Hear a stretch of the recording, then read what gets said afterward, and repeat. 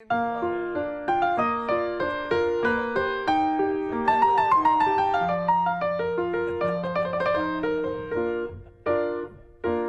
everybody, and welcome to Back Issues. I'm Sal. I'm Ethan. I'm Ben. We're going to talk about Spider-Man, The Death of Jean DeWolfe.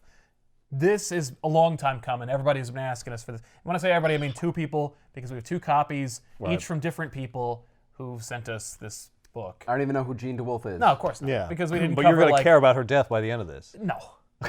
So, a little bit of okay. context for Jean. Jean was a police captain who, during a time when Spider-Man was persona non grata with the NYPD, was a brief respite for Spider-Man. Oh, so she was like in Spider-Man's corner. Yeah, kinda. Like, she was begrudgingly, kind of like reluctantly, maybe even romantically in Spider-Man's corner. She was just kind of like cool. She was just a fun character who was not outwardly hostile to Spider-Man. Right. She was cold and distant, but still like friendly and helped. This is Jean.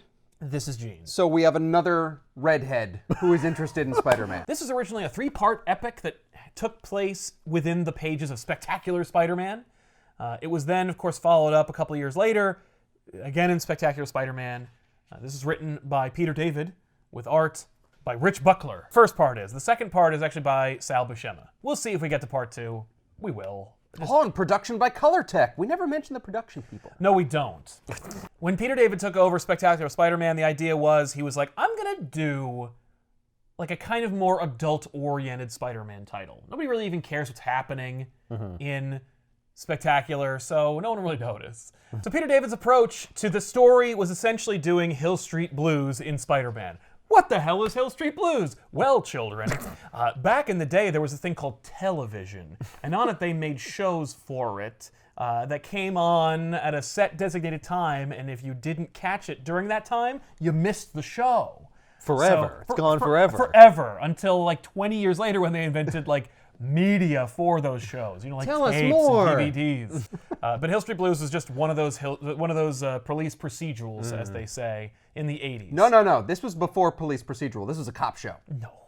They called them police procedural back then too. Oh my God. Yeah. It's No. one of the That's earliest depressing. like types of shows. Yes. Right? Like, Yeah, it was in an unspecified city, and it was about like the cops who patrolled said city. But it was scripted, and it was like a little more hard-edged, or at least it wanted to be. Right. And so David's like, I'm gonna do that with this. And in it, he killed a character who was in the pages of Spider-Man, Jean DeWolfe, and let's get to the bottom of who killed her and why. so she dies like immediately. Yeah, the story. story. The story opens with a flashback that Jean DeWolfe kind of narrates that explains why she was always so standoffish throughout her career in the book. Okay. And the idea was that she had this dad who was a cop, and her mom eventually remarried another cop, and that cop was cool and basically taught her everything he knows. And One could even say that he was her father. yeah, absolutely. Eventually, she entered the police academy and rose through the ranks and became a captain.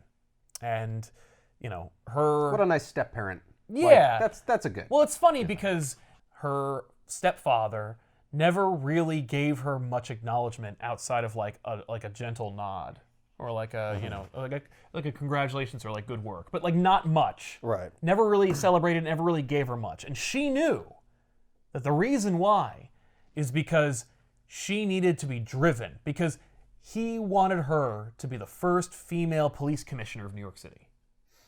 Okay. Okay. And he knew that in order to do that, she You have needed to to be keep striving for that approval. Yeah, you have to keep driving. exactly. And so Tough love approach. she never got there because the book's called The Death of Jean DeWolfe, and she was a captain.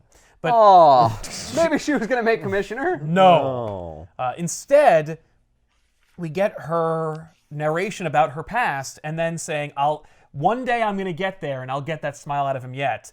But what is that noise, and why do I feel so calm? And then the cops break down the door from the complaint about the smell in her apartment, and they discover her dead body. Oh. Yeah, that this whole flashback was her life flashing before her eyes while she was being murdered in her sleep. Oh, I thought she was talking to us Yikes. from beyond the grave. Now, it's not a Camus book, thank God. It's just a fun narrative device. What? That, Yeah. There's an afterlife in Marvel. That's true. I don't know if the one above all is like, come on, Jean, let's go. You did good work. Tell the readers what you think about your upbringing. But no, regular schmoes like us in the Marvel Universe don't get cool cosmic acceptance and passage to the afterlife. Well, that sucks for us. Yeah. Well, it sucks for her especially. It sucks even more because we're not fictional characters.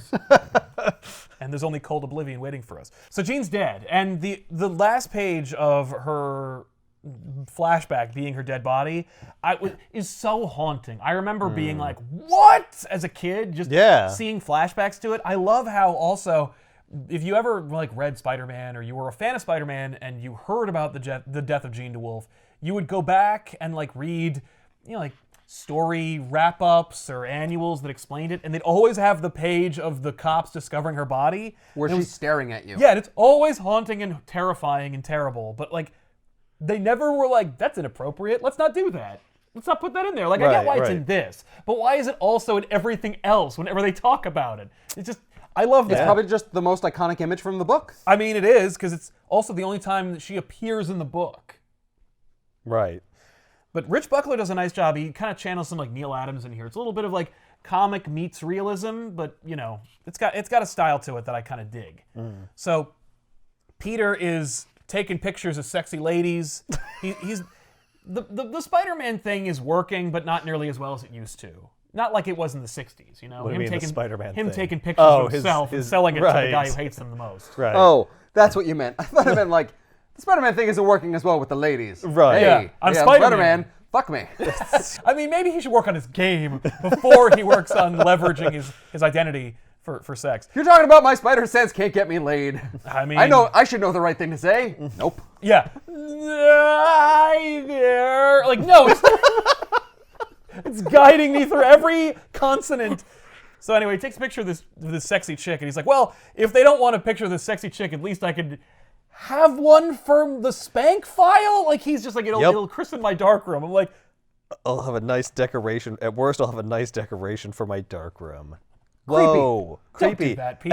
And I was reading this page earlier, and I'm trying to figure out like who is this chick? Who's this character? And she's nobody. She's nobody. Like, she's not even a celebrity. She's No. just some random like hot chick you saw. Yes. That's messed up. Yeah. Yeah, I didn't ask to take her picture. I just took it. Yeah.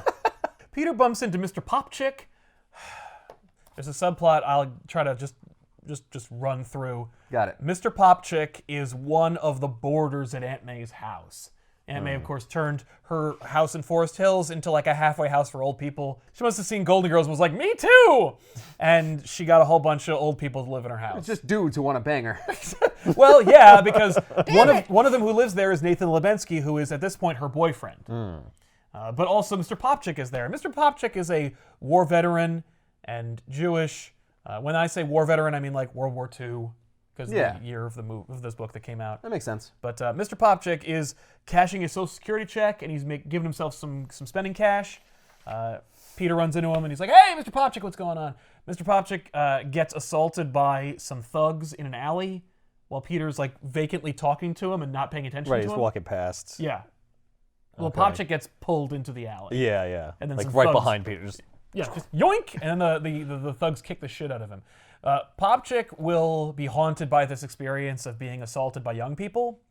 And yeah, I'm not going to be able to wrap up his story. It's all intrinsically connected into this story. Oh, but, boy, But okay. Popchick he's assaulted by these people. Peter finally discovers him, and he's just like, oh, why? Like, he's an old man who was beaten by young people. Yeah, So messed he's up. just like, oh, it hurts. Why? No more. Everything's broken. Take the money. Just stop beating me. And I love it because... Oh man, I stopped beating you 3 days ago. Yeah, Peter discovers Popchick there, scares the thugs away, and then some passerby go, oh my god, that young man beat up that old guy! And Peter goes, don't be an idiot. Which is like the most reasonable response I've ever seen Spider-Man in my life when it comes to these characters who always have to give Spider-Man / Peter Parker a hard time. Yep, he's just like, no, No, I'm not taking it. but call You're an an ambulance. idiot. I'm going. And so he runs off, he dresses Spider-Man, he beats the shit out of these guys. Black suit Spider-Man. Yes, it's the 80s. He has already purged the symbiote. Ah, So now he's just wearing it for style. okay. It's still cool. It's still cool. Objectively, it is always cool. So he just beats the living crap out of these guys. Yay. And then they get arrested. Spider-Man's talking to one of the attending cops. And he's like, hey, Spider-Man, did you hear about Jean? And he's like, no, which joke are you going to tell me this time? The one about Jean and the Miami Dolphins? Ha ha ha. What? Oh, how very realistic for the 80s for a female police Are you officer. implying that Jean DeWolfe is having group sex with the Miami Dolphins? Yep. But this is New Wow. York. Yeah, what? Why not the Giants? So the cop's like, no, she's dead. She was killed in her apartment. Didn't you hear? And he's like, what? Oh, I feel really bad about that Miami Dolphins joke. Yeah, the cop's like, yeah, that's why I said it so tactlessly. So, yeah. So Spider-Man finds out that way. There's some dipshit cop who's like, hey, did you hear about Jean DeWolfe? No, what? She died! She's fucking dead, man. Just like, oh, Hey, gotta you know her, Yeah. right? Yeah, right, Yeah, exactly. were you I've like seen you two friends work or together. whatever? Yeah. Well, she's dead. She was murdered. And we have no idea who did it. Bye. Oof. Wow, that is cold. Well, I mean, how else are you going to tell him? You got to tell him. Yeah. I don't know. Maybe let someone who knows him break the ice? Well, but he's Spider-Man. Nobody knows him. No. Who's going to tell him? Right. So there's Fair point. there's this nebbish character with glasses and long hair who goes to a church confessional, and he's like, he's indicating that he killed. He's the Jean murderer. DeWolfe. He is the murderer. Right. And he's just like, oh, bless me, Father, I've sinned, and blah blah blah. So we see like 3 scenes where he does this. Okay. Meanwhile, Robbie Robertson and J. Jonah Jameson are talking about the death of Jean DeWolfe and how messed up that is and all that. Yeah. Basically just like, that sucks. That's not fair. And Robbie's like, oh yeah? And what happened? How would you feel if Spider-Man, let's say, were murdered in cold blood? Would you feel bad about that? Mm-hmm. And Jay's like, I'm not a ghoul. Like, yeah, it would be bad. It would be sad. But like, fuck that guy. But also imagine the headline. He doesn't even say that. He's just like, that sucks. They bump into Reverend Tolliver, who's there. He's a black priest who's come up from Georgia. They have an interaction, J. Jonah Jameson and he represents disaffected blacks in his area or congregation and like raises awareness about, the disaffected. Like Okay. that's, Yeah, but is he he doesn't. representing Georgia? No, he came up from Georgia, but he I think he's like a stand-in for Reverend Al. You know what I mean? Could be, yeah. Because I wouldn't put it past Peter David to be trying to say something about Al Sharpton Right. and what he does in this book. But the idea here is that like Reverend Tolliver is like, he's young, he's attractive, he's full of piss and vinegar, and he's ready to take on the world. And he really gives J. Jonah Jameson a hard time. J. Jonah Jameson is like, oh, you're Tolliver, weren't you dealing with mass black slayings in Georgia a couple years ago? And he says, I'm surprised that a white man like you would care so much about black children. And J. Jonah Jameson says, what are you, a racist? And Tolliver's like, oh, shit! You can't say that to me!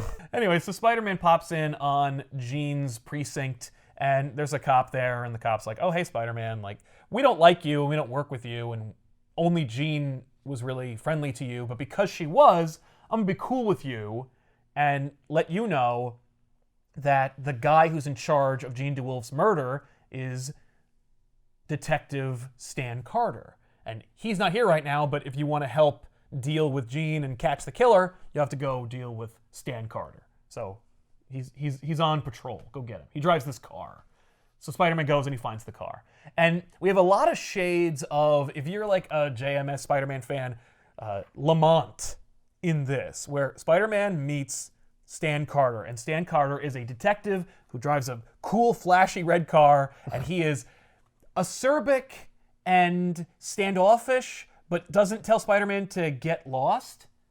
It's just this kind of like fun cop drama. Yeah. You're like, oh, Spider-Man's now in this show about this beat cop who's trying to solve the mystery of this other cop that got murdered by some psychopath. Okay. Right. And it's Great. like, and I guess the reason why the story is so seminal and why people like it is because there's pretty much no other Spider-Man story like it. Right. Because this is just homicide. Huh. Like, this is just Yeah, this is just Law and Order Right. with Spider-Man. Spider-Man There in there wasn't sometimes. Which is super kind of villain awesome. that killed Jean DeWolfe, so Nope. it's not like there's that aspect to it. Right. Well, seemingly, but Yeah. the Sin Eater's involved. The Sin Eater So- kills Jean DeWolfe. But is the Sin Eater a supervillain? The way I always was told, and the way I always like grew up, Sin Eater's an asshole in a ski mask who shoots people with a shotgun. That's his whole MO. Right. Is he's a piece of shit. Like, there's no any other thing. But then there'll be other elements to it that we'll get into later. Of course, if you're reading comics, literally at the time of this taping, you will find that Sin Eater can be many things and has lots of powers and bullshit associated with him. Does he eat sin? Kinda. Like, Sin Eater's shtick, as it were, in this story is that he finds people who have committed sins that he finds egregious, and then he blows them away with his shotgun. Right. And he absorbs their sins as a result of killing them. That's what he thinks. That's how he treats because he's it. a lunatic. Because he's just a jerk. Okay, and he doesn't see any problem with murdering people. I mean, it's Well, it's more like, well, I'm sending you to heaven because, Yeah. like, I'm taking it on, and then you'll get to go, and Yeah. I will go to hell, presumably. At least that's the implication. right. really, because he went to confession. Well, yes. Remember that. So Spider-Man bumps into Carter. Carter's drinking hot cocoa. There's this funny interaction where Spider-Man's like, that smells good. What is that? He's like, it's hot cocoa. And he's like, you want some? Spider-Man's like, yeah, I do. And he goes, well, too fucking bad. Well, I only have the one cup. And I'm drinking it. And so Spider-Man gets in the car, and they're driving, and they're talking about the case. And literally at some point, Spider-Man's like, are you sure you don't want to give me any? Because at this point, Spider-Man, he's not exactly doing great. You know? Right. You know, I could really use a handout. Not a Yeah. handout, like, No, monetarily wise, a but like, hand. I could really use someone to be nice to me. pretty much. Like, I have no one to talk to about this. So, yeah, they're drinking, they're sharing a cup of hot cocoa while talking about Jean DeWolfe, and Carter makes the point of saying that Jean really kind of liked Spider-Man. Like, she was nice to him, and she spoke highly of him at the precinct, which Spider-Man did not know. Oh, okay. Okay.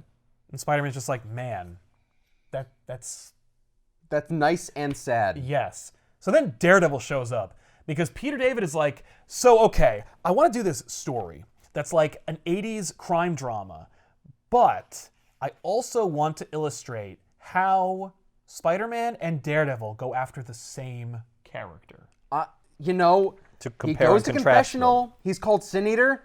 This makes sense. Yes. Well, yeah, that Daredevil, yeah. Right. Would be involved. So Daredevil's That's in the cool. book. And Nice. That's probably another reason people really like the story. totally. This cements the Spider-Man Daredevil relationship. Oh, okay. Some identities are revealed in this story. Oh. So Peter's at the courthouse, you know, with Mr. Popchick, because we're actually following up on that Yeah, shit. don't forget. It's not just over because he stopped the bad guys and they got arrested. You got to go through a whole legal process. Yeah. So Matt Murdock is the defense for these three assholes. Oh, shit. Oh, interesting. Okay. They're all first-time offenders, and so bail is not denied, and they get to walk. And they are complete assholes about it and give Popchick a hard time on the way out. Oh my God. And Peter is like, hey, Murdoch, you're a piece of shit.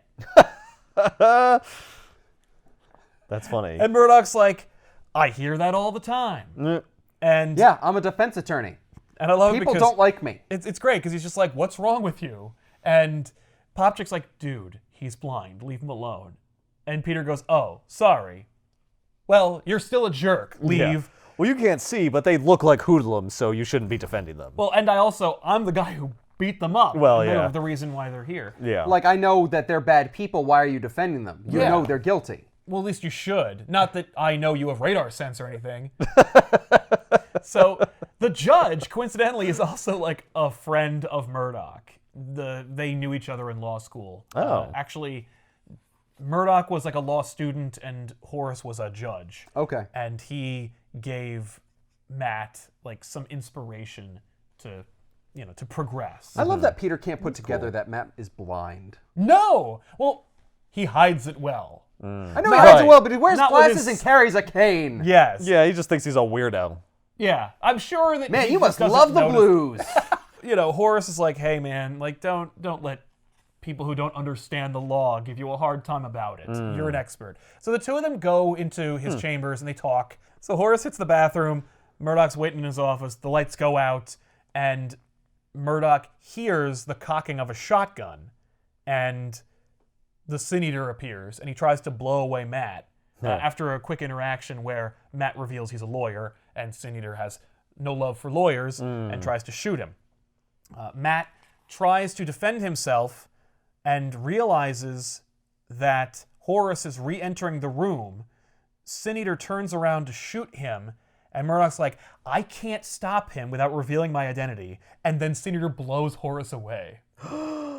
What? That's amazing. And what's even worse, what's even sadder about the sequence is that Murdoch notes that this strong, brave man at the face of the shotgun drops to his knees and pleads for his life, and then dies. Wow. So Well, he's I like, mean- not only is my friend and mentor dead, but he didn't even die with dignity. Oh, fuck you, Matt. I know. That sucks, but Yeah, like, it's maybe you can beg for your life. Yeah, it's There's fair. nothing wrong with that.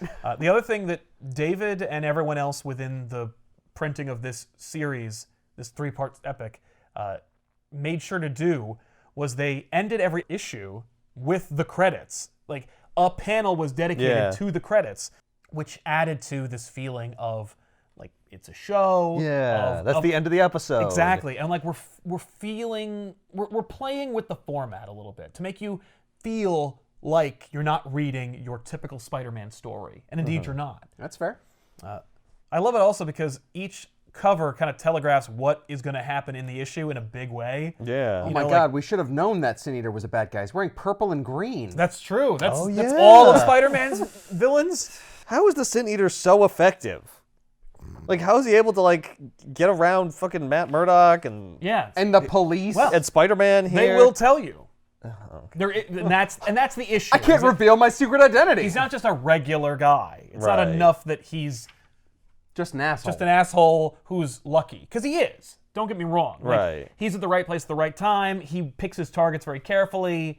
But we'll get into why If you he's tell able me to... that there is like a deity No. guiding him. No, Oh, there's God. there's no magic. Okay. At all. Murdoch tries to get out and become Daredevil and stop him. Charles Bronson is there. Charles Bronson is there for no reason. Oh, yeah. Whoa. Just, you know, we're 'Cause he making a was kind of Death around. Wish story. So how about here's Charles Bronson? Right. Oh, Vigilante strikes again. That's the perfect headline for Charles Bronson. That's to be right. reading. Well, it's coincidental. Popchick is just complaining. And that's the thing, is that he's like, there's no justice. This is bullshit. I fought for this country. I've been wounded. I've been persecuted. Right. And like young people get to do whatever they want, and they shat all over me, and the system didn't even like support me. Right. That's crap. They should have just been executed on the spot. We shouldn't Maybe even have a maybe trial. I'm a veteran. Maybe he was a Nazi sympathizer or something. maybe it's that he's an anti-Semite. Right. And Peter goes, Judge Rosenthal? I think not. So then the Sin Eater he leaves the court. He just runs out of the courthouse in his asshole costume the shotgun. and his shotgun. And he's just like, oh ho!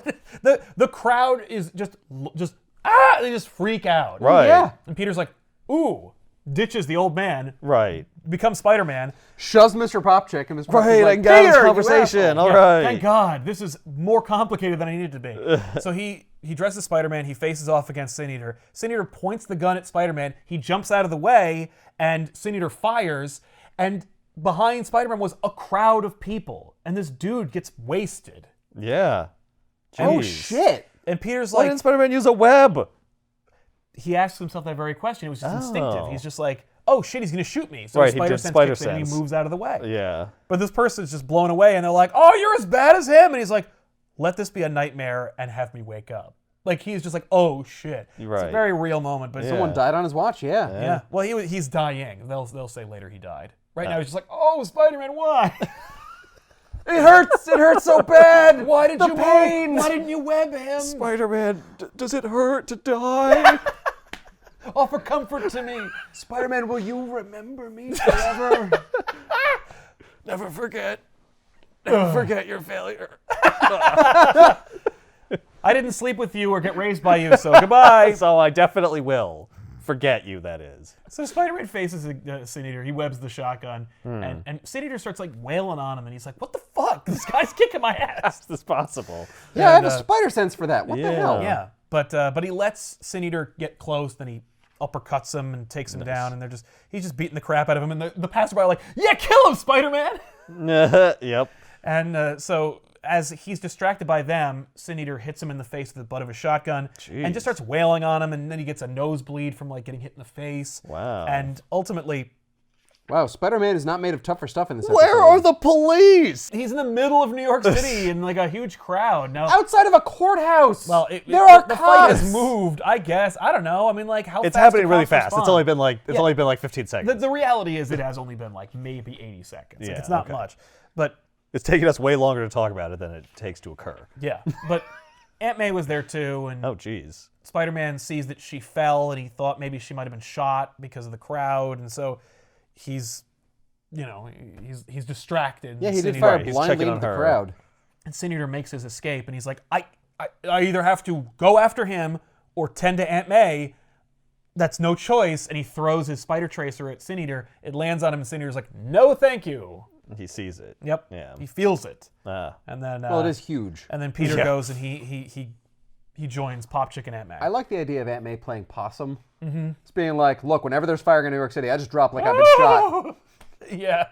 It's not a bad move. They wouldn't shoot me twice! So Spider-Man, Aunt May, and Popchick leave. Popchick, of course, is like, well, how could you not be here for your aunt, blah. Right. And then Daredevil shows up and he's like, I missed everything.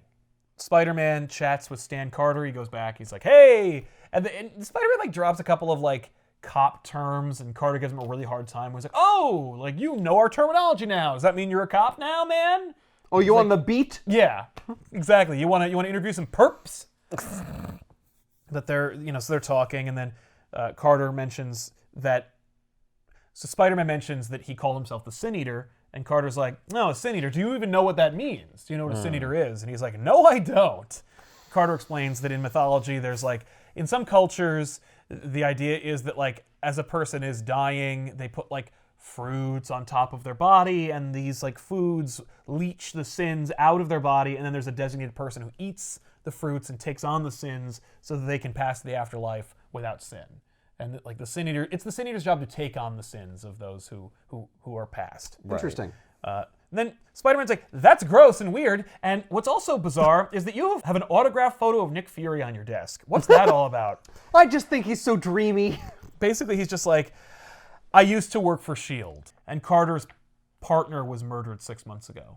Okay. Wait, I'm very not- confused as to why Nick Fury is referenced. Oh, because Stan Carter Fleetingly in used this to book. be a Oh, he S.H.I.E.L.D. was an agent. Yeah. Oh, That Carter was an agent of S.H.I.E.L.D. okay. and then joined the police force. We're not talking Oh, about so he's hardcore. Yeah, exactly. Jean DeWolfe, though. That wasn't his partner that was murdered? No connection. different Just one. Carter had a partner, and then, So he identifies with this. yeah. It's like someone else lost a partner. And I feel responsible for my partner being lost, so like I'm Right. kind of really dedicated to this case. Right. Meanwhile, the bespectacled character goes back to church, and he says he's sinned again, and hears these voices, and these voices tell him what to do. So Spider-Man, I love it. When he's talking to Carter, he's like, I want to go back to Jean's apartment and like investigate it. And Carter's like, fuck no, man. I'm not taking you to her apartment and investigate it. It's a crime scene. Yeah. That's totally illegal. We're not going to do that. My department already gives me a lot of shit for letting you in here and talking to you. Yeah. That's not cool. If I had my way, there'd be a spotlight on the roof, and I'd shine it, and you'd come, and we could talk in secret. Right. Well, he basically says, like, my authority goes so far, and besides, it's sealed. And Spider-Man goes, well, seals can be broken. And Carter goes, I didn't hear you say that. Oh. I didn't give you permission just now. I mean, No. if the seal Spider-Man was broke in broken, it would jeopardize any future prosecution because it would ruin all the evidence. But But I'm sure Spider-Man catching a villain is just as good. I'm sure there's a precedent that says, like, if a superhero interfered, it is inadmissible. in the or Marvel something like that. universe, it's probably like, oh yeah, yeah, well, but superheroes. Spider-Man are doesn't There's qualify so as a many. superhero. Yeah, but he is a on the superhero. hierarchy, he's not Avenger level. If No, an Avenger stepped in, He's still super. He is super, though. Yeah, He's more powers, super than yes. you. No, Batman is a crime fighter. Spider-Man is a superhero. I agree, Yeah. but not according to the government. We're making this up. Well, later on, definitely according to the government. Yeah. Because the Well, Superhero Registration Act. Naturally, yeah. Yeah. So Spider-Man breaks into Jean's apartment, and he's literally like, I don't know what I'm doing. I'm not a detective.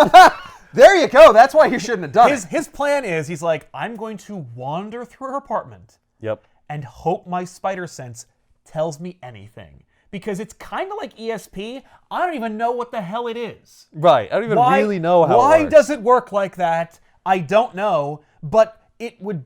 Why not use it like a divining rod for trouble? Right. Let's try. Yeah. I've never tried before. Literally that. So he just wanders through her apartment. Okay. And he eventually goes through her desk and he looks through some things and he finds a orgy of evidence to support that Jean DeWolfe was a big Spider-Man fan. Like a whole bunch of articles and photos of Spider-Man. Wow. He's Like like, little hearts around Spider-Man. he's like, he even says, I haven't seen so many clippings since that poor dying boy's collection of me. There's a story where the kid who collected Spider-Man, where there's like a kid who's dying and he's a huge Spider-Man fan. And he has like all these collectibles about Spider-Man. But he's like, this one was a photo of me and Black Cat, but Black Cat's been cut out of the picture. Oh my god. Oh my god. Oh my god, indeed. Did Jean DeWolfe want to fuck me? Oh, I totally would have tapped that. Wait, what about That what makes about Mary it even Jane? sadder. She rejected me. I proposed and she rejected me. Screw her. Black suit Spider-Man. I can do what I want. Yeah, Black Suit Spider-Man. I have sex with Black Cat. I would have had sex with Jean DeWolfe. Damn it. Literally that. He's like, what? Oh, that sucks. Why was she so aloof with me? Well, I love that this is the takeaway. Yeah. He literally says, we could have... I'm like, Jesus Christ, Peter. All right. She's dead, man. Isn't that more the that's problem sad. than that you didn't bang her? No! The real tragedy is that I didn't get to seal that deal. What? So then everyone goes to Jean's funeral. Stan Carter, Peter, Matt Murdock, Peter's crying the most over her grave. naturally. Why? But Jean's parents, like her stepfather and her mother, are there. Jean's mother, of course, like screaming at her stepdad because, like, you know, it's his fault. Right. Is Jean's mom hot? Can he ipso facto have sex No! with her instead and then feel like he did something? You're a monster. What? He's just consoling her after the loss of her daughter. That's that. No. Matt is like just standing there, and then he's like, oh, "I hear Sin Eater's heartbeat. Do I yell out? Like, am I like, hey, It's Sin the Eater! Sin Eater!" I know you're there!" Like, he's like, "Hey, we should all go pile on that guy." Yeah. Okay, guys. Hey, I heard that guy's a Sin Eater. Yeah, I heard that guy's a Sin Eater Just be a too. bumbling blind person Yeah. and bump into them. Yeah, Superman up. Be like, "Oh, excuse me." Yeah. Knock Sin Eater into Oh, the I'm grave. so sorry. I'm blind. Yeah, no. He's just like, what do I do? Because now Matt wants to avenge the death of the judge. Right. Okay. Meanwhile, J. Jonah Jameson is leaving. He's meeting with his magazine distributor in Florida, and his wife, Marla, is hanging out with Robbie Robertson, and they leave. The setup. That's his wife. Yes. I thought that was. I thought that was Jean's mom. No. No, This no. is Jean's mom, who is provocatively dressed for a funeral, but Yeah. Anyway. Well, no, this is Weird. funeral cleavage. yeah. It's modest. But I love it because, like, Tolliver's there too, and he talks about how, like, the cops are terrible at this, and they can't handle investigations, and they don't really care about black people, and they... What the fuck is Tolliver here for? Because it's, like, a high-profile. I guess Funeral. it's like his neighborhood, probably. He's, like, trying to impress this, like, bored blonde woman about how low-income families are often neglected and ignored by police in New York, which of course has changed today. It's a utopia here. And Carter sees that and he's like, oh, there's Reverend Jackson doing his tight five on someone who would listen to him. I wonder if the Sin Eater takes requests. Ooh. And one of the cops goes, not cool, man. Not cool. And Stan Carter's like, it's a not cool world, man. Like, Hey, you're not cool. yeah, no. I'm cool. Jameson and Peter ride together in Jameson's car, and Jameson's like, my wife's gonna be alone, so you need to take care of her, make sure she's okay. And Peter's like, yeah, you got it, boss. That's part of my job description. So My God, Jameson wants me to bang his wife. this Peter Parker, the one on this couch does. So The Reverend, the old Reverend that's always been talked to by like the bespectacled Yes. character, he goes into his confessional and the Sin Eater's just sitting there in it, and he's talking about how he's got all this work to do, and it's all just. I love the idea that the Sin Eater has not left. He just kept talking, and the guy's like, All right, well, I here's have your- other Every things time to I come do. here, I gotta he's take a already in the leak. booth. Yep. it's been 2 hours. You have not stopped. Go home. Say 5 Hail Marys. He's Thank a you. reverend. You can't. That's do what I that. came here for. But the Sin Eater goes on and on. I love it because Peter David made a point of giving the Sin Eater like specific cadence. Like he looked up all these different things to make the Sin Eater like a character. You know, like he gave him kind of like Yoda speak because apparently that's like a thing you do when you're creating a character to make them more sympathetic or make them more likable or less suspectable. Okay.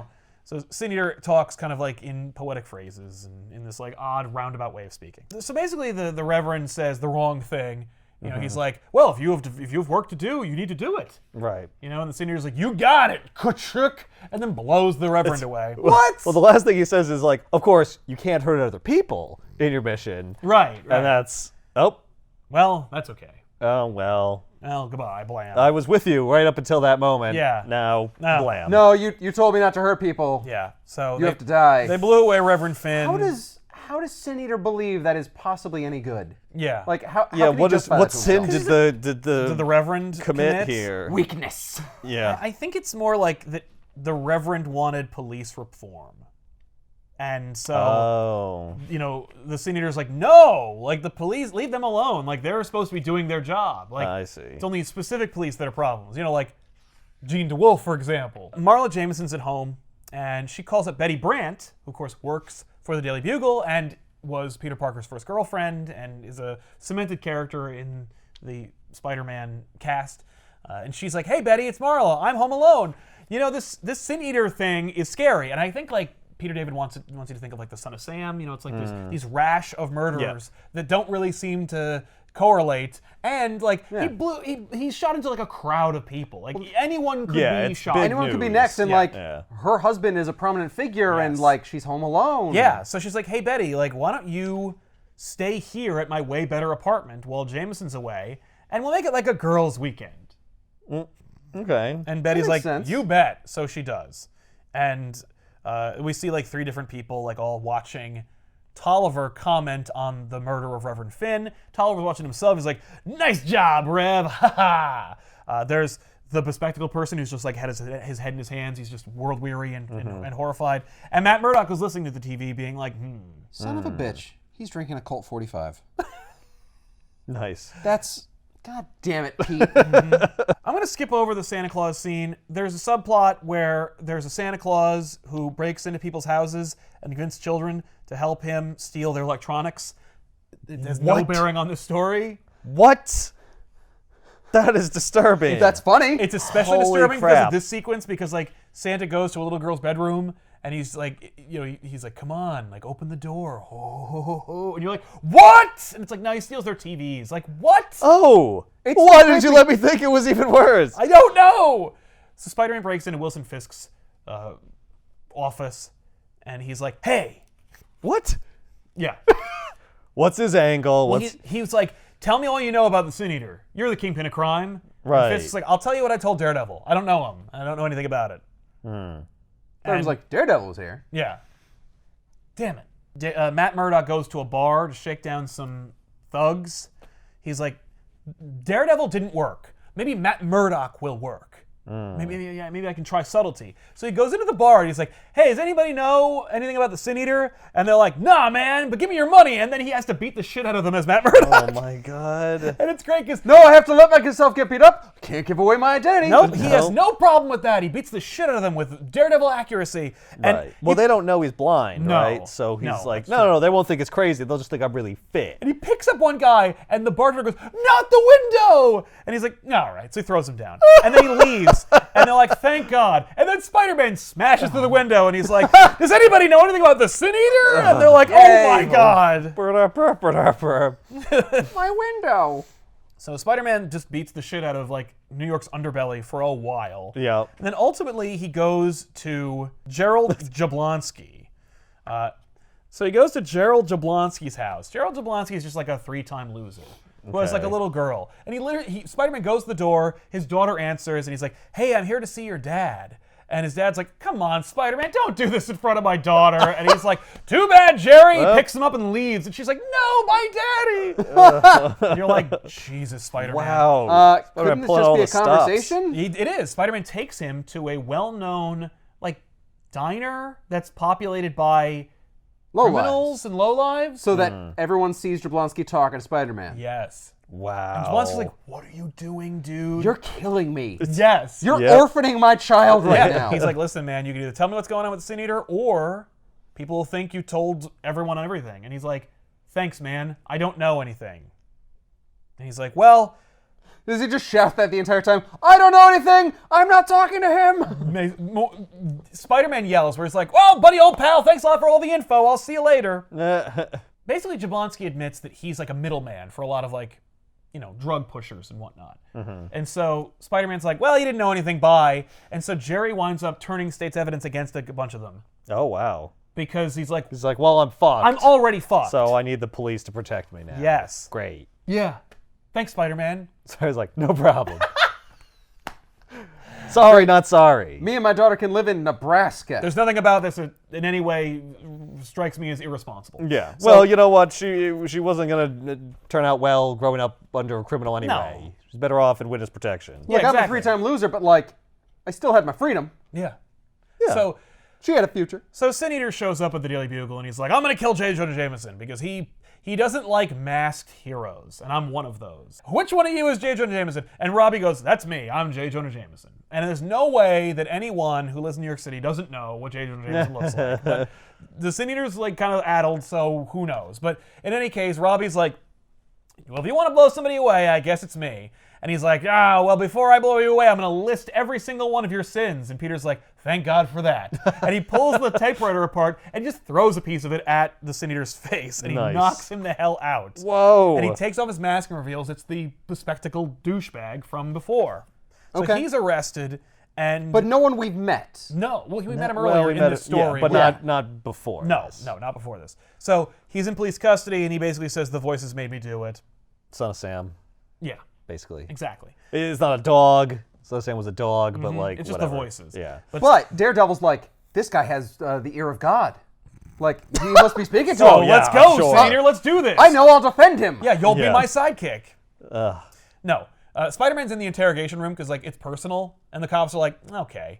And then Daredevil shows up, and they're like, okay, that's enough. This is getting out of hand. There's too many of these Iron guys. Man walks in. Hey, I heard you got the Sin Eater. Thor's like, barely. He goes, hey, I'm just here to check things out. Hey, Spider-Man, come here. I got to talk to you real quick. Come here. Hey, listen, it's not him. What? I can tell. I have superpowers, and it's not him. And he won't tell him. He's like, I can't tell him that I know heartbeats and stuff. What? So Spider-Man's like, are you for real? Are you with Sin Eater? Are you two teaming up? Yeah. No, there's no suspicion of that. But So there's two Sin Eaters? Like, so far, you're like, oh, what? Like, that's all you know. Yeah, what the hell, Matt? Is that the glasses guy who hears voices was a red herring. But Spider-Man hit him in the face when he was attacking the Daily Bugle and took his mask off. Yeah. He was wearing the uniform. Yeah, he showed up as the Sin Eater with a shotgun and he was going to kill people. So they go to that guy's address to check it out, scope it out. And I love it because, like, it's a disaster. Spider-Man's like, well, there you go. And Daredevil's like, yeah, messy apartment, lock him up. What's wrong with you, man? You should see my place. Can't find half my things. And I love it because he goes, by the way, I heard that Jablonski turned state's evidence. I suppose we have you to thank for that. Spider-Man's like, yeah, you're welcome. And he goes, yeah, you endangered his life. You're really irresponsible. That's really fucked up what you did. And Spider-Man's like, I don't give a shit. What's wrong with you? You think I wear this mask because I want to be a cop? Like, what's wrong with you, man? Let's talk about your dead judge friend. Yeah, exactly. You wouldn't say him because you didn't want your identity He doesn't revealed. know he's Daredevil. He doesn't know about Matt Murdock and Daredevil. No, I know. Well, this is me saying that. Right. Actually, earlier in the story, Daredevil hears Spider-Man's heartbeat, and it's the same heartbeat as the kid who yelled at him in the courtroom, and he's like, oh, Peter Parker Spider-Man. Okay, good to know. All right. So he already knows. Interesting. But so they're going through his... Well, he has like a photographic memory for heartbeats. Yeah. He hears everyone is unique. thousands of heartbeats a day. Well, but if he hears the same heart, yeah, I guess that's true. But it was recent. Yeah, and maybe Peter Parker made an impression. Yeah, You're he a did. solid,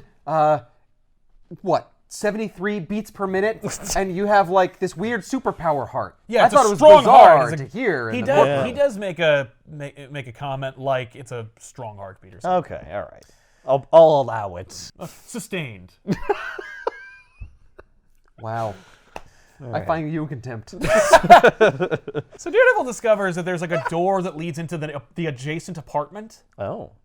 and it was jimmied recently. So they open it up and they let themselves in. Spider-Man goes through their mail, and it's Stan Carter's mail. That's a federal crime. Yes, it is. Spider-Man's already made it clear. Whoa, he has no whoa. problem breaking laws to get what he wants. Is he opening the mail or is he just looking at it? No, that's true. He does. We don't see him rip open the tampering mail, with so he it. is tampering with the mail. But he does look at it. He goes, "This is a Con Ed bill for Stan Carter. We're in Stan Carter's place." Stan is gonna freak out that he lives next door to the Sin Eater. And Daredevil opens up the closet and he's like, "Hey, what's in here?" Because of course there's no way he would know what's in there because he's Right. fucking blind. But he discovers that the Sin Eater's costume and all of his accoutrement is in Stan Carter's closet. Hey, what's in here? Hang on, I'm gonna find out. There, that created echolocation for me to see that there's a ski mask in there. And Spider-Man's like, "Oh shit!"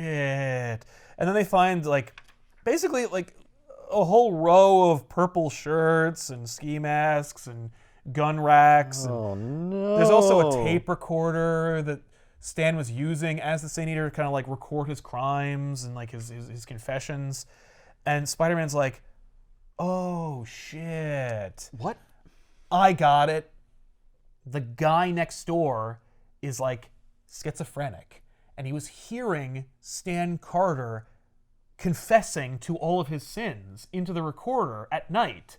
And because of the other guy, he must have heard the voices and assumed they were him, and he assumed he was the Sin Eater. Oh, And so he jimmied the jeez. door and he found the accoutrement, and he's like, "Oh, these are all mine." And so he put them on and went to the Daily Bugle because that was the last stop that Sin Eater had said last night that he was going to hit. Oh wow. That is more of a leap in logic Well, than I have seen a character make in a long I time. thought it was pretty cool. I like how tight that is. yeah. I mean, they mentioned that he saw that the door had been jimmied. Yeah, So that was by the schizophrenic yeah. How did they know he's schizophrenic? because he says he said he heard voices. He hears voices. He actually heard voices, though. It was someone else's voice. Yeah, Well, but yeah, he but- also is But diagnosed. a normal person wouldn't think that. A normal person wouldn't say, "I hear voices." They in must my be head." Like the mine. voices told me to do it. Yeah. Like he heard him say that at the police station, so we already knew he was Yeah. schizophrenic from that. And so all the moments that we saw of him in the confessionals is him basically looking for absolution for sins he never committed. didn't even that He do. thinks he's hearing and thinking. Right. So all the times you saw the Sin Eater in the confessional, it was not the real Sin Eater, not the except real the Sin- last except time. the last time! What it was. Yes, Which is it's just coincidental. a little coincidental, but okay. Yeah. So Spider-Man and Daredevil reason that Jameson was on the hit list. They didn't get him. Right. Spider-Man remembers that Betty is at Marla's house, and so he calls Robbie, and he's like, "Hey Robbie, what's Jonah Jameson's phone number?" And so then he calls Betty at Jameson's house, and I love that he calls up and says it's Spider-Man, not, "Hey, it's Peter. What's his..." yeah, hey, what's J. Jonah Jameson's phone number? That's yeah, weird. No, You he's sound like, a lot like Peter Parker. No, No. He won't give Peter No. Parker Jameson's phone number. He'll give Spider-Man if he says it's a matter of life and death. He'll give him. I will say that they pay attention to this. When Peter Parker calls people on the phone as Spider-Man, and he's not in his Spider-Man costume, he usually puts a sock or a piece of cloth over the receiver. Oh. Huh. That's Because cool. his voice Yeah, he's sounds like he's muffled. wearing a mask. Yeah. That's fair. So Betty answers the phone, and he's like, "Hey, Betty, is that you?" And Sin Eater's there already. Right. She's looking at him. Yeah. Sin Eater basically just blows away, presumably, Betty Brant in the chair. The image of Sin Eater blowing away Betty Brant in her chair with the phone being thrown aside Yeah. was a particularly iconic image from this arc that a lot of people like to reference. Of course, Betty And Spider-Man's Brant. yelling like, "Get out! Get out of there, You're in get out!" danger! Blam! Get out of there!" No! So Except she's clearly not in the chair. no. Well, except She was. you also know about the comics code, and you're like, "Oh, maybe yeah, she maybe she tightened in the chair." or- Right, just so we wouldn't see Yeah. it. No, Yeah. she's definitely didn't. No, she dropped to the floor. Jean DeWolfe plays a very minor role in the death of In the Jean What do you DeWolfe. mean? DeWolf. What are you saying? Because I just saw another thing where it's just like, oh, the death of Jean DeWolfe continued or something. Yeah. I'm That's like, the name of the story. She's No, not not really. even like the linchpin. No. She's just one of many victims of the Sin Eater. She's the one Peter cared the most about. Right. Yeah, She's the one who was previously a character in the Yes, comics. that's right. That's it. So Sin All Eater right. tries to kill Betty, and then Spider-Man shows up, and he webs the gun, and then breaks it in half, oh, I learned my lesson. and he just beats the living crap out of him. Oh, the other thing that they notice, it's a technicality. Sin Eater stole Jean DeWolfe's police badge and like wears it. And when he killed the judge, he took the gavel and like put it on his belt. So he has all the little trophies. Yeah. They should call him the raccoon. I think it's that those represent the things that you put on the dead body to like take their sins. Anyway, so Spider-Man just knocks the crap out of this guy and just like is just wailing on him. And he's just like, you were laughing at me the whole time. We were working together to try to solve the mystery, and you're the murderer. You gave me cocoa. Yeah, we shared cocoa together. Oh my God, my lips! So he pulls the mask off, and when he sees Carter's face, he remembers Carter, like kind of saying ominous things to him, and he's just like, Yeah. oh my God. And Carter's like, I'm sorry, man. And Spider-Man just is like, oh, I'll give you sorry. He just keeps punching him. And Peter David pointed out when he is asked about this story, he's like, I always found it unrealistic whenever a hero is in a major fist fight that they beat them up enough to stop them and then go, had enough? He's like, if you've ever been in a fist fight, your adrenaline's pumping. Usually, you have to be pulled off of that person. And I wanted that for Spider-Man, which is why Daredevil's in the story, to be able to pull him off, because Spider-Man is just so driven and just lost in this fight. I love Right. the idea that Daredevil pulls him off, but then Daredevil's like, now it's my turn. Yeah, He gets now in a I'll couple beat on licks. him. No, Daredevil like is a trade-off. he's still a lawyer and he still believes in it, and so he's just like, no, dude, you're freaking out, man. Yeah, he's a lawyer. He's You're also right. a vigilante. I am freaking out, man. Dude, you beat him. Knock it off. And he's like, no, he might get loose. And he's like, dude, the only thing that's a threat right now is you. And then Spider-Man just knocks Daredevil out the window because Daredevil's like, I will protect this man from you if I have to. Right. Oh, And good. then- Now we can see them fight. And then Yeah. they fight. And we have Yay. a fun Spider-Man versus Daredevil story. Where basically Daredevil is like, this guy is super strong. He could kill me. So thankfully, though, he is freaking out. Right. He's So I off was his just going game. to use that against him. Right. And so he knocks Spider-Man out. Well, he knocks Spider-Man near consciousness. Like, he is still kind of conscious. And he just sticks him in a tree and leaves. There. People will look for him here. Yeah. Wait. He doesn't tell Spider-Man like he's done. He has to stop. No. It's over, Spider-Man. No, You're he just finished. beats the hell out of him and then, like, runs away. Oh, he learned his lesson. Oh my Right. God. The press immediately go to Jameson's apartment and they interview Betty Brant. Like, there's a broken window behind them and they have the Yeah, lights set up wow. and they're just talking to her. How real. And so they reveal, like, Stan Carter was the Sin Eater, and Right. it has a ripple effect throughout New York where, like, basically we have a captain we have a police detective who murdered a police captain. The cops are messed up. Yeah. They're Yeah. corrupt. People are, like, there is major unrest in New York as a result of this. Right. J. Jonah Jameson comes home immediately from the airport, and he missed all of it. And so he gets in the elevator it. with Peter, and he's like, so what'd I miss? And Peter, in the elevator ride, goes, well, as it turns out... Let me catch you up. Let me catch you up. The Sin Eater is actually Stan Carter. He wanted to kill you, came to the Daily Bugle. Robbie stepped in as you, and then I stopped him. Then he got away. It turns out he's actually fake in the first place, and the real Sin Eater is Police Captain Stan Carter, and he tried to murder you at your apartment, but unfortunately you weren't there, so he tried to kill your wife and Betty Brant, but Spider-Man showed up, and he saved the day. So actually, you owe Spider-Man a big fat thank you. I think that pretty much brings up to speed. Anyway, I'll see you later. So then they do like a man on the street where they interview all these different people, and they're just Wait, like, hang on a second. Peter woke up in a tree after being beat up by Daredevil. Is there no reflection on... whoa. he goes home. You think that's the first time Spider-Man woke up in a tree? Yeah. Like, does he think like, oh, maybe I took it too far, or that Daredevil, I'm gonna get him next time I see it? Like anything? No.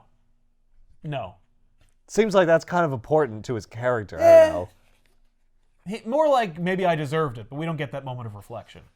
Interesting. So they're interviewing people on the street, and basically people are like, how can we ever trust the police again? Like, this whole place is messed up. Meanwhile, Mr. Popchick is on the subway. Right. Stop me if you've heard this before. There's an old man on the subway, and he's reading the newspaper. And a couple of hoodlums, obviously dressed hoodlums, go up to him to shake him down for money. One of them says, one of our friends is sick and needs money for medicine. And Mr. Popchick goes, oh, I think I have what you need. And he pulls out a gun. It's the exact scene from Predator 2. Yes, it is! What the hell? But years earlier. So Predator 2 Wow. stole this scene. That's awesome. Did they pull out a bigger gun? No. Instead, these three hoodlums are unarmed. They're just shaking him down. Right. And he just shoots all three of them and then leaves. Jeez. Okay, that's not how Predator 2 goes. No. No. But the whole lead up to that is just Predator 2. So, yeah, Mr. Popchick, of course, he goes to jail. Yeah. And then he's let out, and basically he leaves the story. Because, Well, is it his first offense, so he's let off with bail? Well, that'll come up. So then some S.H.I.E.L.D. agents show up at the police precinct, and they're like, Oh. yeah, listen, so Stan Carter may have been involved in some shady government experiments. But he did like Oh. Nick Fury, so, So what? So we'll just let him off with a warning. More like we're not... We need to keep this kind of under wraps. Oh, this is going to be dealt Like with how internally. this went down. Yeah. Basically, they were doing like PCP experiments, and like and Carter volunteered on them. So like he's That's why he was able to like beat Spider-Man. Yes. Or take him on. Mm-hmm. Okay. and they're like, yeesh. Jesus Christ. So yeah. So this is your fault. So they're saying like, so the cops are like, let me cut to the chase here. So basically, what you're saying is he might not go to jail because he's not in his right mind. That's not going to sit well with everyone. Right. And coincidentally, everyone shows up at the police precinct and start throwing rocks and bricks and start Right. like getting batons out. And they're like, dude, they're besieging the police precinct. Like, get him out of here. Spider-Man shows up and he's Don't there. worry, I'm What is sure this? That's a guy like freaking out. that's a very distinct man. Yeah, it's he's just It's like he's trying to scream himself out of his own skin. Buckler's trying something. So Spider-Man is Understood. watching it. He's got his camera and he's just like, What a scoop. yeah, exactly. Daredevil shows up and he's like, oh crap, Daredevil, I gotta hide my camera. And Daredevil's like, this guy deserves his day in court. We gotta make sure that he like doesn't get ripped apart by the mob. Right. And Spider-Man's like, why? Fuck that guy. Right. And Daredevil's like, I don't believe that you believe that. Like, I think you're actually a good person. But you're gonna have to friggin' prove it. So Daredevil's like, well, okay, if you're not gonna listen to me, then piss off. Leaving you in Yeah. a tree again. Yeah, I'll leave you in a tree. Well, I'm gonna go I'll control go- this crowd. So he goes into the crowd, and Daredevil is just beaten by all these people. Right. His radar sense is for naught because there's too many people, and they're all like punching him. And there's stuff. sound, lots of sound. Yeah, a lot of Yeah. yelling and noise. So he is waylaid, and Spider-Man's just like watching him get his ass kicked, and he's like, I should just let him get his ass kicked. Like, they won't kill him, probably. And they won't kill, maybe they'll kill the Sin Eater, but screw that guy. So Spider-Man's wrestling with his, like, inner conscience. And meanwhile, Daredevil is screaming for help. He's like, Spider-Man, you gotta help me! And then, right before Spider-Man changes his mind, No. Daredevil yells, Peter. Oh, wow. And Spider-Man immediately swings into action. He goes, one side, everybody, I gotta save my idiot friend. Which is Shut up. the actual line in the book. Oh my God, that's amazing. And so Spider-Man swings in, he grabs Daredevil, he grabs Sin Eater, and they get to safety. Wait. And then they hand over Sin Eater to the police. Sin Eater Okay. made it outside? Well, they went out the back, but the mob found him. Oh, okay. Peter Parker's wearing a Jets shirt. He is wearing a Jets shirt. That makes sense because he's a loser. You hear He that? always loses. You're a loser, Jets. Yeah. I mean, right now, yeah. Well- every year. A lot. I mean, like right now in history. Oh, right now? They had some periods. Well, he probably got it on sale.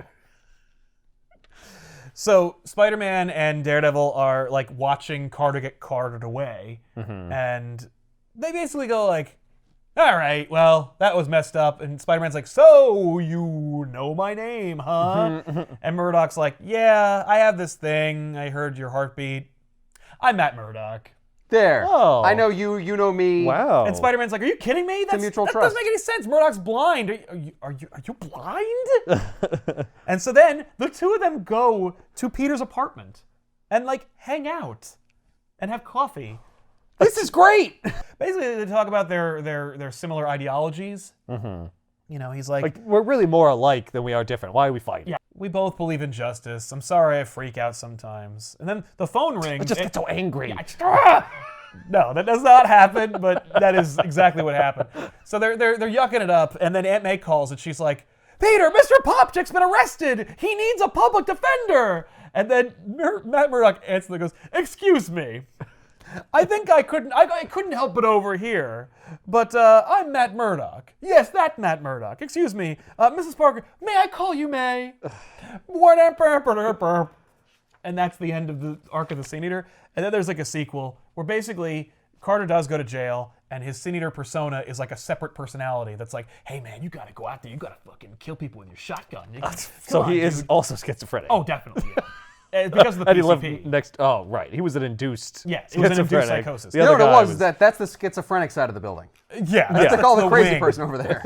But by the way, this is several years later, so after this, the next time we see Sin Eater again is when Peter and Mary Jane are married. So Mary Jane's not only in the picture, but they are married and they're living together. Okay. Right. So Carter is basically let off, like they let him out.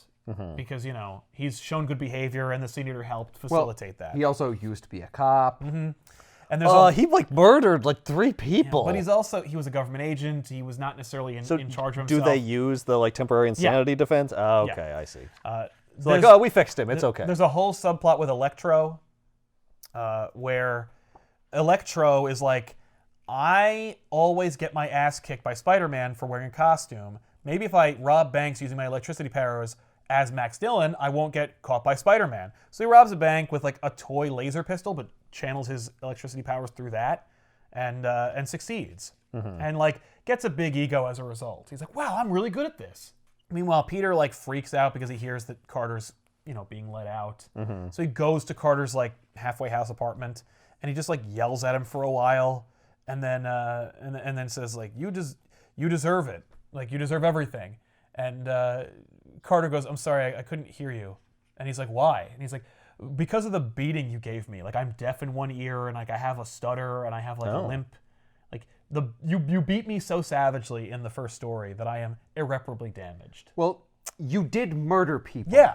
Yeah. Okay. Yes. But and Am I Spider-Man's supposed to be fucking sorry? I'm not sorry. The moral of the story is yes, he's supposed to be sorry, but he's like, you deserve it, bye. But it like bothers him, it haunts him. You know, like he's like, Well, yeah, he lost control. I lost control. What if he had killed him? Yeah. Yeah, he doesn't really worry about that so much as he's just like haunted by how messed up this guy is. Like he's a walking testament to Peter's irresponsibility. Right. So Spider-Man is so messed up by the interaction with Carter that when he goes to fight Electro gets the upper hand and kicks his ass and gets away. And Spider-Man feels horrible because it's Electro and like, Jesus Christ, like what's the Electro world beat coming me to? up. Come on. Basically that.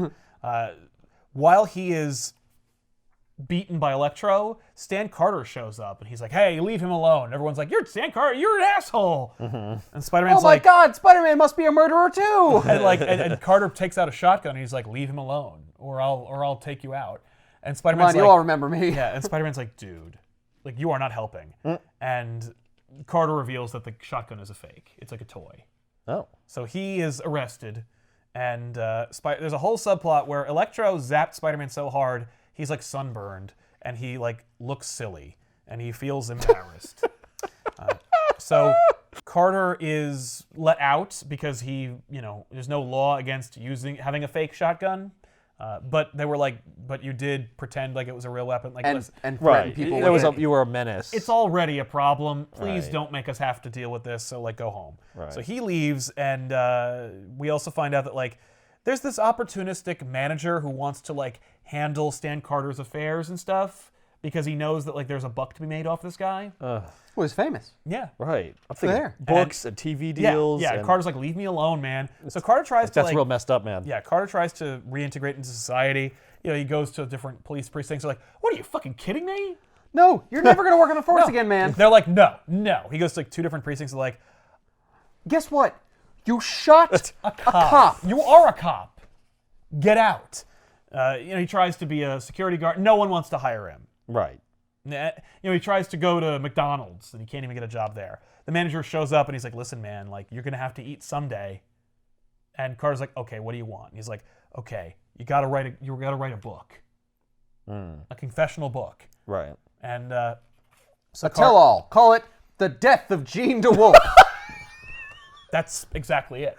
They call it The Death of... He wants to call it The Death of Jean DeWolfe. That is not a good idea. It's so in poor taste. Holy crap. So they set him up to go on like a talk show. Coincidentally, Mary Jane got a modeling gig to show off some new outfits on that talk show. Oh. So Spider-Man's there. Yeah. And Electro is like, ho ho. Like, oh, that sounds like a fun time. He sees Mary Jane on the TV. She's hot. And he goes to the taping. I'm going to go propose to her. Well, because, no. They mentioned that Stan Carter's going to be on, and he's like, oh, well, Spider-Man will definitely show up, so I'll be there to kick his ass. Okay. So Stan Carter's there.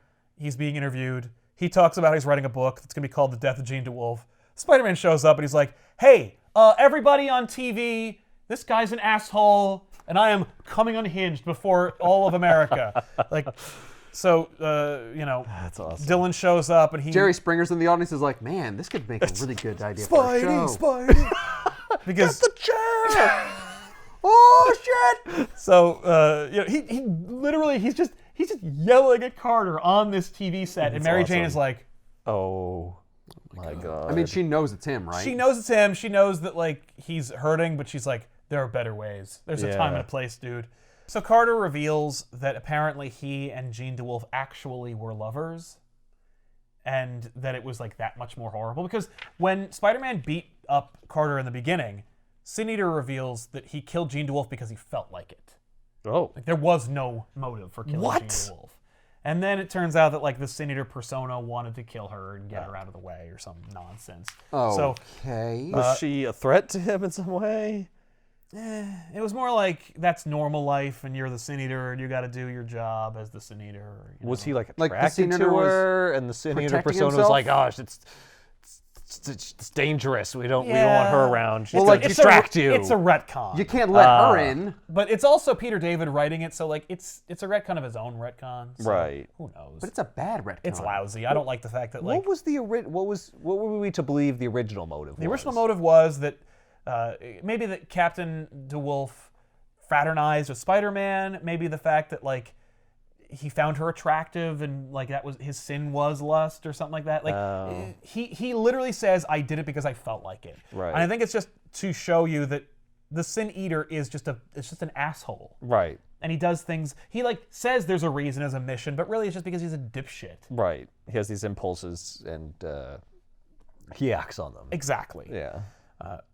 It may explain why his costume is so lame. It's all very half-cocked. It's just like, ski mask, green ski mask. Yeah. Sure. That's it. That's what I do now. Spider-Man. And what's my superpower? A shotgun. I shoot people with my shotgun. The end. It's just, my whole shtick is whatever I have in my apartment. So Spider-Man is dressing down Stan Carter before millions of Americans at home, and then Electro shows up outside of his costume, and he's like, hey, I beat you earlier. I could beat you again. And Spider-Man's like, okay, if I attack him now, he could hurt someone. He second guesses himself because of what he did to Carter and how he's like, he's not in a good state mentally. Right. So probably shouldn't start a fight with this guy right now. So he doesn't. Lame. And then he just walks off and laughs at him. Do people know he's Electro? Yeah. Okay. Oh yeah, he's been publicly outed years ago. Oh. Okay. Is he not under arrest? He's Electro. It's like there's no, like, police there right now. Okay. There's just security. So Yeah, they it's just let him supposed to be walk. And they're not Spider-Man. going to stop him.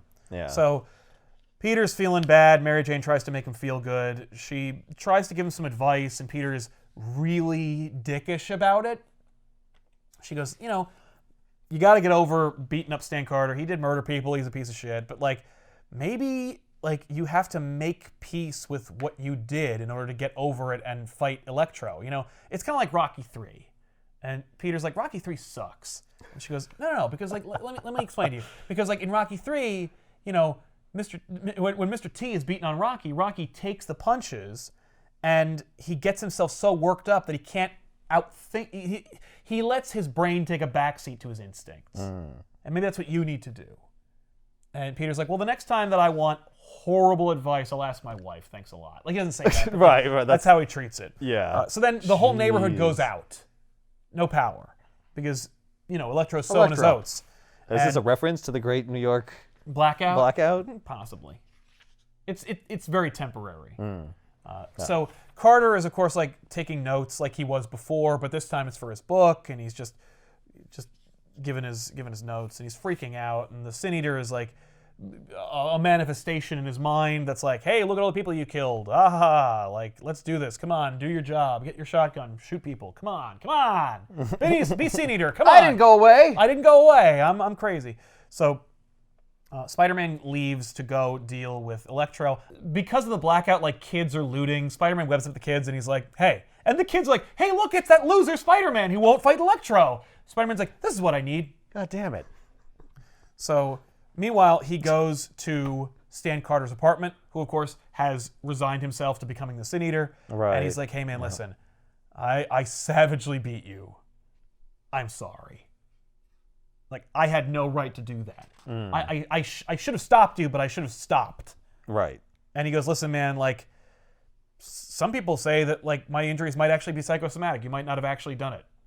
But the reality is, like, I deserved it, and you were right to do it. But also, I still blame you. No.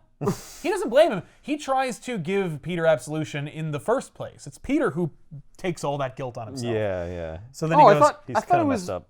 Stan, who was just like, you beat me so savagely, I stutter now. yeah. Well, that's what he said He before. tells him that's what happened because that's Yeah. exactly what happened. But now he's like... He wasn't doing it to make him feel bad. He was just telling him because, like, Spider-Man asked. Oh, that was the reality of the That was the situation. reality of the situation. Okay. Yeah, no, it wasn't. He wasn't trying to pull a epic guilt trip.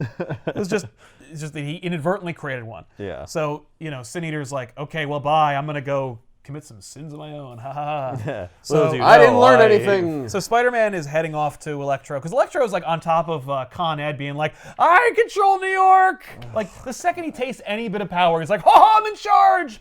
And everyone's like, God damn it, Electro sucks. You were doing fine when you were just robbing banks a little bit. Why would you make 2 movies with him in it?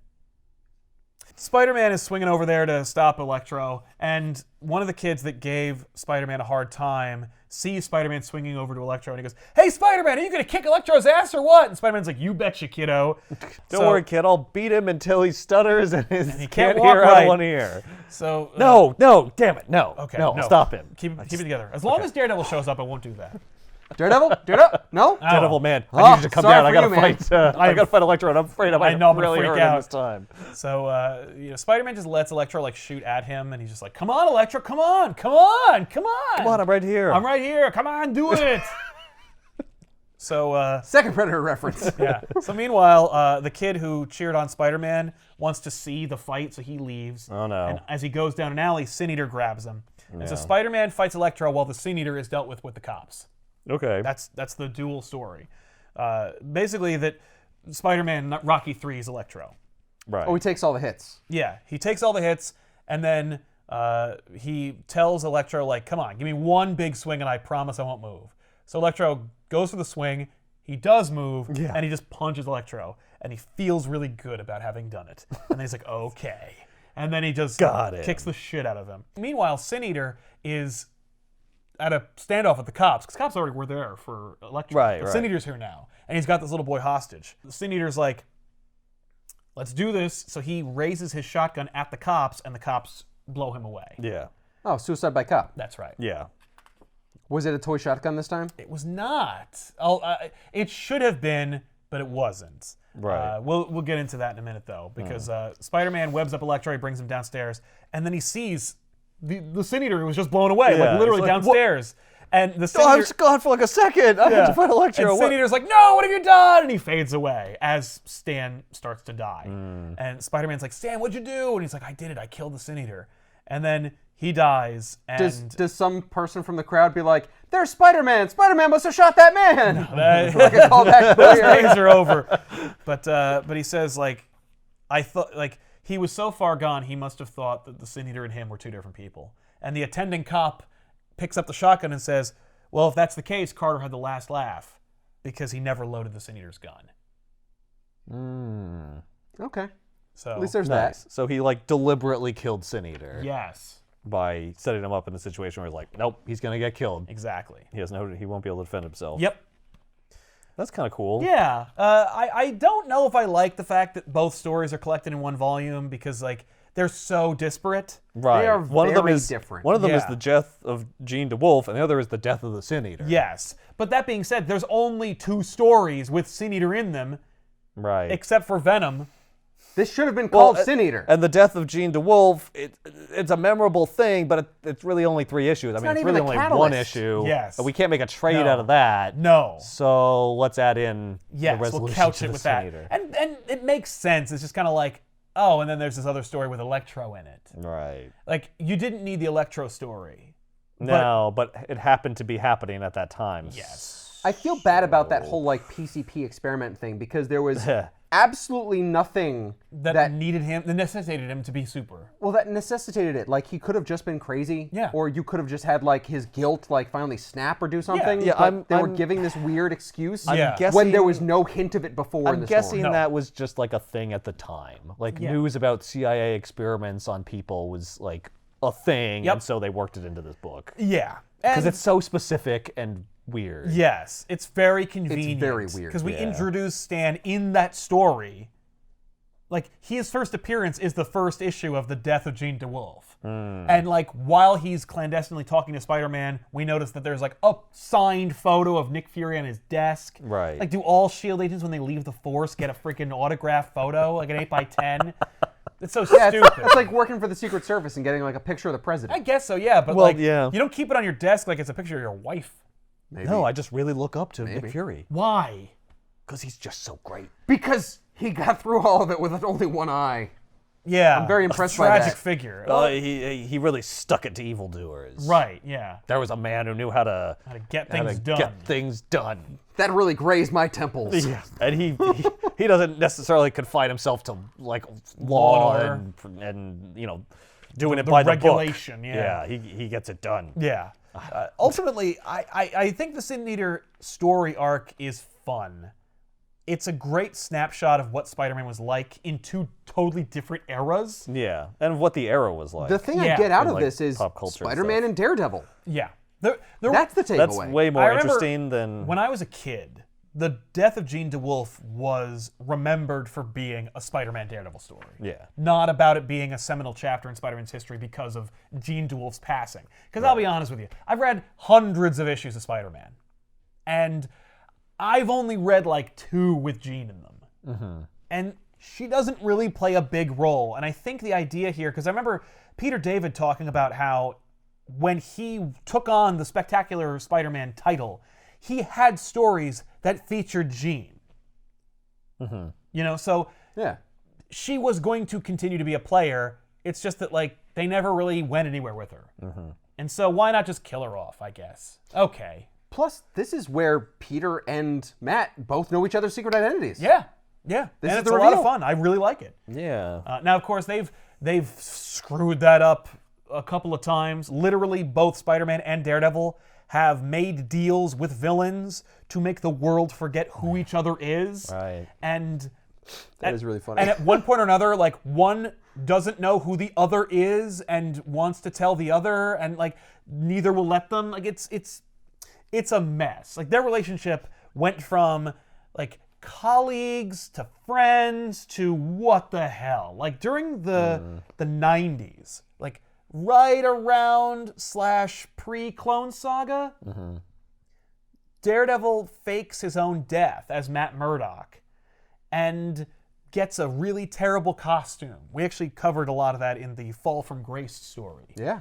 And during Spider-Man, he goes to Daredevil and he's like, Matt, I need your help. And he's like, I'm not Matt Murdock. And Peter's like, dude, like, I know what you look and sound like.